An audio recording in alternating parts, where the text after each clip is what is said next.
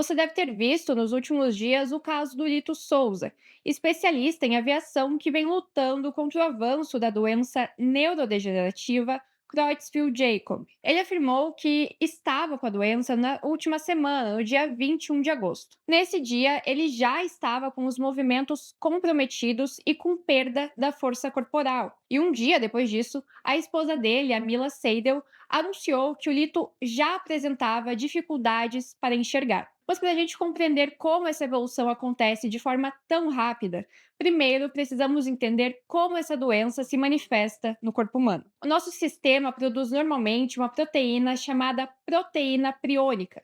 Ela não causa danos ao organismo. O problema ocorre quando essa proteína sofre uma alteração em sua estrutura tridimensional, ou seja, muda a forma como suas células estão organizadas. Essa mudança faz com que a proteína adquira características tóxicas e passe a agir sobre outras proteínas que estão próximas. Ao entrar em contato com elas, a proteína anormal pode induzir essas outras a também mudarem de formação. Com o tempo, essas proteínas anormais se acumulam e provocam danos às células do sistema nervoso, principalmente no cérebro. Então, uma proteína que se modifica a sua conformação tridimensional, ela acaba afetando as proteínas vizinhas como uma reação, parece uma reação em cadeia. Como o neurologista explica, o que mais chama atenção no processo evolutivo dessa doença é a velocidade de progressão dos sintomas. À medida que o tecido cerebral é afetado, o paciente pode apresentar alterações neurológicas, como problemas de coordenação,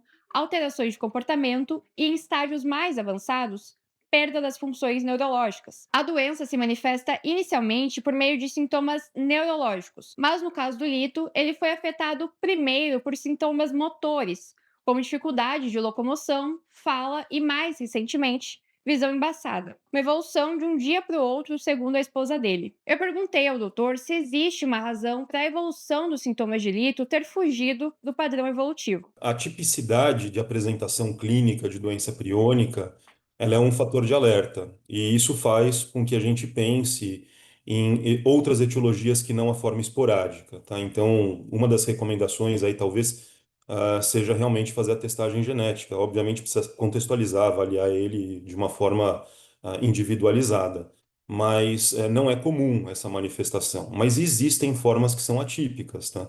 Então, eu, por exemplo, publiquei um artigo científico com o grupo de Harvard que estuda isso, e a gente descreveu um grupo de pacientes que tinham a síndrome de Gerstmann-Strauss-Scheinker, que é uma doença priônica geneticamente determinada, dentro de um contexto de uma evolução atípica.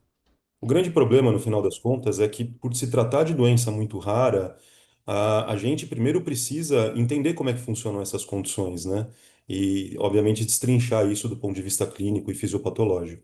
Como o neurologista destaca, por ser uma doença rara, ainda não há como definir um perfil específico de pessoas afetadas por ela. O Lito aguarda pela abertura de vagas para dois estudos experimentais, um desenvolvido nos Estados Unidos e outro na Europa. Porém, nessa terça, a esposa dele informou que nenhum dos dois tem garantia de vaga. E também ontem o Ministério da Saúde afirmou que formalizou um pedido de inclusão de Lito no estudo norte-americano. Mas vai lembrar que, ainda que o Lito consiga participar de uma dessas pesquisas, não há garantia de melhora. Toda droga que é testada dentro desse contexto, você não sabe qual que vai ser o desfecho, né? Você estipula dentro daquele desenho de estudo os outcomes, os desfechos.